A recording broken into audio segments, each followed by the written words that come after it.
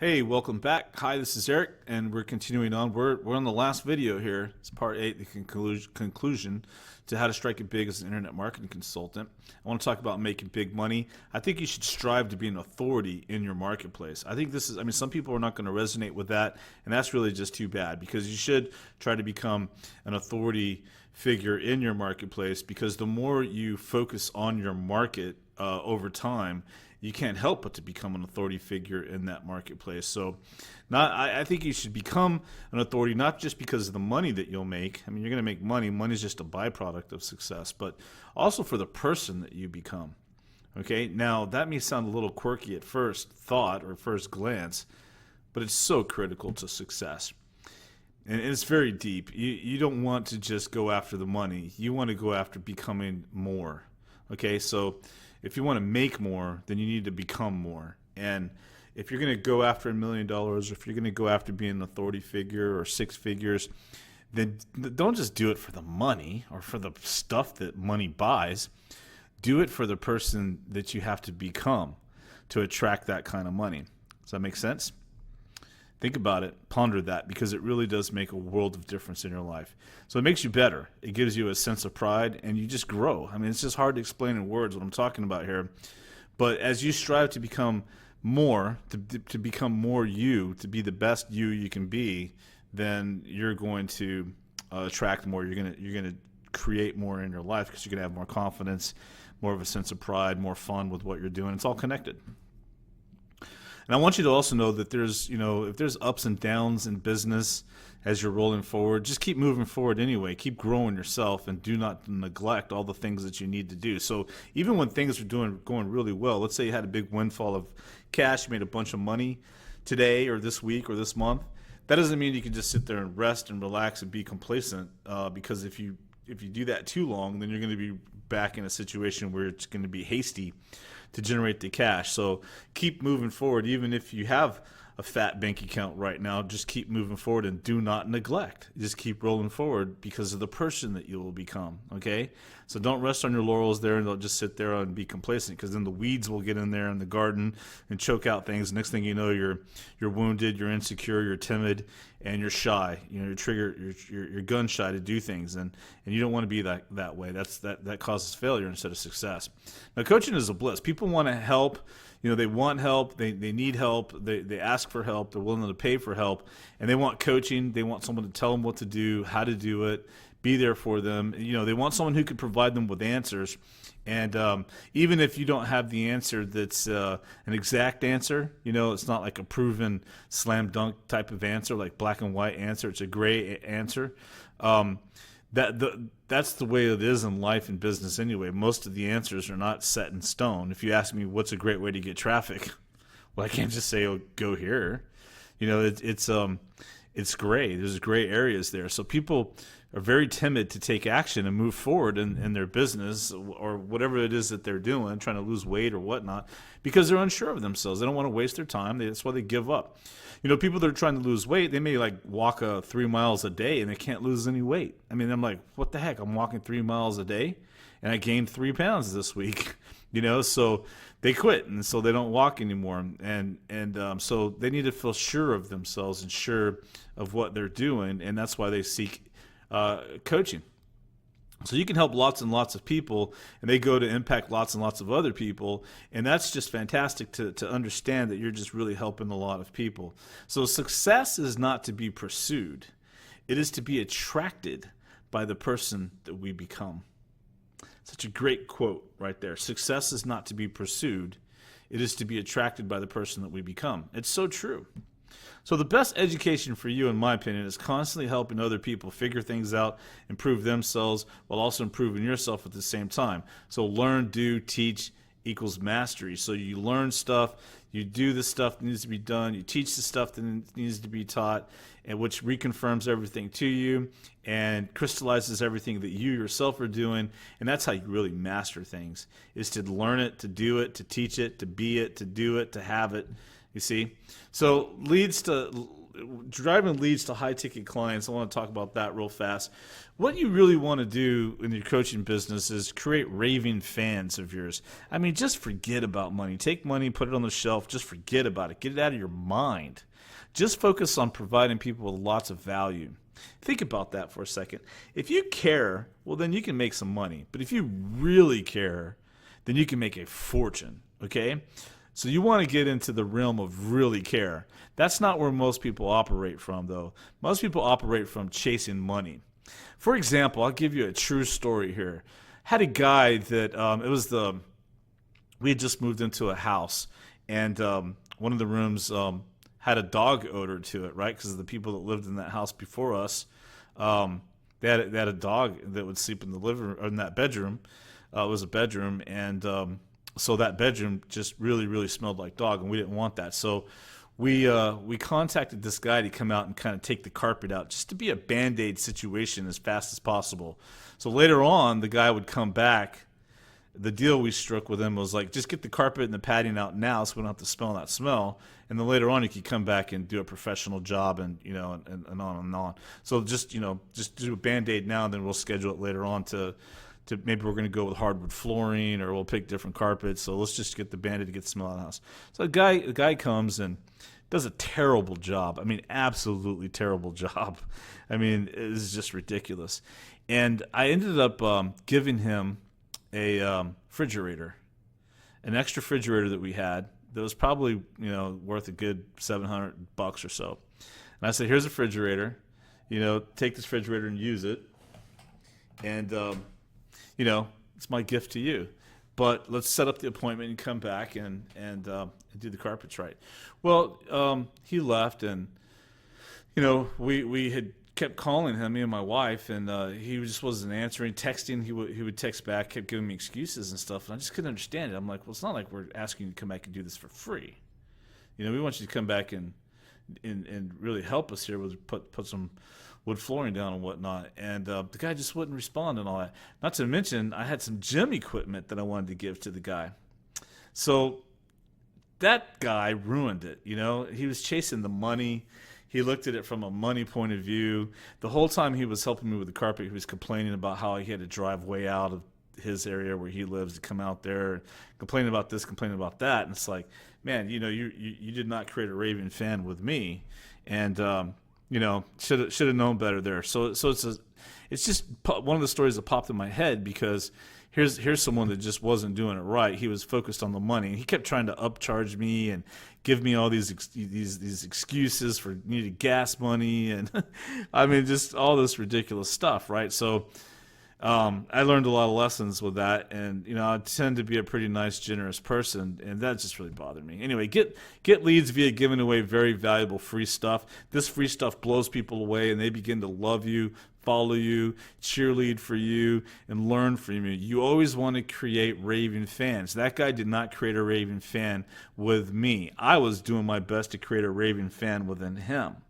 You see what I mean? I always look to give, create raving fans with people in all walks of life, in all things. Even if I'm getting a haircut, I'm trying to make that person a raving fan of mine, as I'm sitting there getting my haircut, or whatever happens, So that's what you want to do, and you create a habit of doing that. Sometimes it's not going to work out for you, but that's because of the other person you have no control of. But most of the time, it opens the floodgates for you.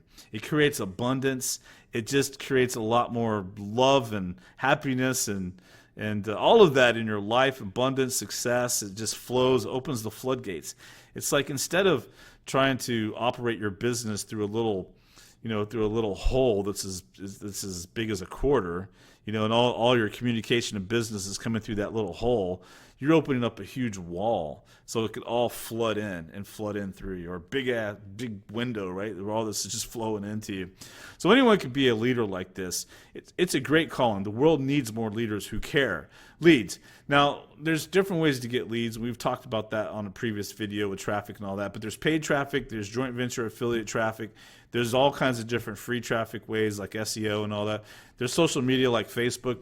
whatever. There's tons of different ways to get leads, and people that, if you're in one of the big niche markets like we've talked about before, then getting leads is not a problem if you focus on and have a sales process. So it's all about having a good sales process. But what you need to understand is there's different levels of people. So there's the freebie level of people, and like I have tons and tons of freebie level people. These are people that are only looking for free stuff. There's no way, under no circumstances whatsoever, are they going to spend more than $5 on anything, right? It's because they have a lack mindset and they're just only at that stage at this point.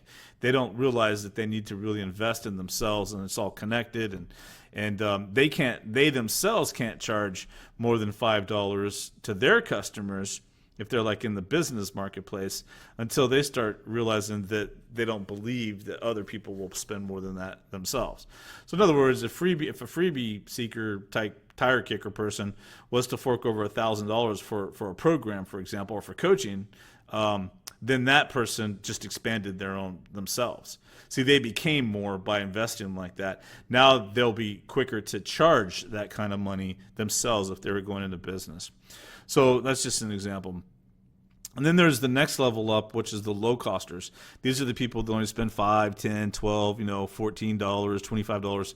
They're the next level up as far as customers, because at least they're spending a little bit of money. Most of the time that's on the front end. So they'll buy something for $12, but they're not going to take your $97 front end offer. That's way too much, right? So that's the next level up. Now, the point here is you want to make those freebie seekers your raving fans too. Just because they're not buying anything from you doesn't mean that you shouldn't treat them with respect and turn them into raving fans of yours, because they're the ones that could be cheerleaders out there for you, saying how great everything is, giving you great reviews, and really digging your stuff. And those freebie seekers will sometimes, a pretty good percentage of them will turn into low costers who buy the cheap stuff. And then these people, you want to treat them with respect and over deliver for them too. And then these low costers can turn into medium costers. These medium customers that buy your medium level stuff, usually on the back end and front end. So do that too. Treat them with respect. And then they turn into high ticket folks on the back end and also on the front end, meaning you could promote these just by themselves.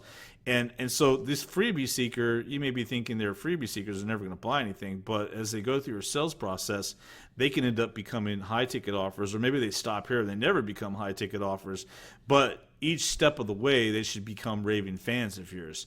And then they're more likely, if these freebie seekers are raving fans of yours, then they know you, like you, and trust you, and they're more likely to buy this offer because it's only $5 or $12 or $20. When they buy that, then they know you even more now, like you even more now, and most importantly, trust you even more now that they've spent some money with you. Then they just kind of squeak over to the $100 or $300 level here, which was a stretch for them, but they go ahead and take the plunge anyway, and they see the big difference between your mid-level price value and your low-end price value. Now they really trust you, and they're more likely to spend on the high-ticket coaching. Now, if they spend on high-ticket coaching, like let's say they spend $1,000 on coaching, then they're even more likely to spend higher-end, like $5,000 for a workshop and coaching package. You see? So you take them through the sales process. This is how you make yourself a lot of money. There's a lot of people that make $50,000 a year or so online or in their business, or even six-figure marketers or that make six figures. If they were to just focus on a high-ticket back-end offer program and really, really exploit that and really, really work on it, they could go from being $100,000 a year income to $1 million a year income if they really just focus on it. It makes all the difference in the world. So your sales process it basically fuels your success. It fuels your bank account. It fuels your business. It fuels your happiness. Most people don't have one, right? They never will have one. They're just kind of drifting around, bouncing around. And, that's not the way to be. That's how that carpet dude was. He was just bouncing around, drifting, trying to stick people and get money here and there as best he could. If he just had a process, then he could have made himself a lot of money from me. He could have taken a little cheap job, a little overnighter job to make a few $100 and turns it into a few $1,000s with me if he just would have been a good guy and not trying to stick it to me. Well, he cost himself a lot of money. Why? It's because he has this mindset here. He only sees himself making a couple $100. He doesn't see himself making $5,000. Oh, no way. where he is quite capable of making $5,000. You know, I mean, anyone can lay carpet and tile and hardwood floors, right? It doesn't take a genius, especially someone like him who had a lot of experience. So anyway, you get the point. Special offers. This right here, I want to explain to you. Pay attention to this, because this changed my banking account, changed my business, changed my life, okay? I'm talking about doing little 24-hour special offers or 48-hour special offers. It can really make a significant difference. Let's kind of give you like a graph right here. Over here on the left, you have sales, right? This is the number of sales that you've made. You know, it's like this might be 10 sales and 20 sales and 50 sales, 100 sales and 200 sales. So when you do your launch and you make your offer and you start promoting, let's say this is a 2-week period of time. You promote, you get affiliates to promote, and you've got this new offer. It's launching. And then you reach this, so you get sales that start taking off, right? Start making sales. And then it starts going down. You start losing sales. And then then all of a sudden you start closing it out. You're like, wow, okay, the sales have stopped. We made 30 sales, and now it's back. So grand total right here. Let's say you made a grand total of around 40 sales, and then you decide to close the deal. Okay, you only have 24 hours left, or there's only a certain amount of spots left, and you start providing the scarcity. We're closing this Thursday. This is your last chance, or we're about to close this. Well, as soon as you start emailing out or promoting that this is closing, boom, you have a huge spike in sales.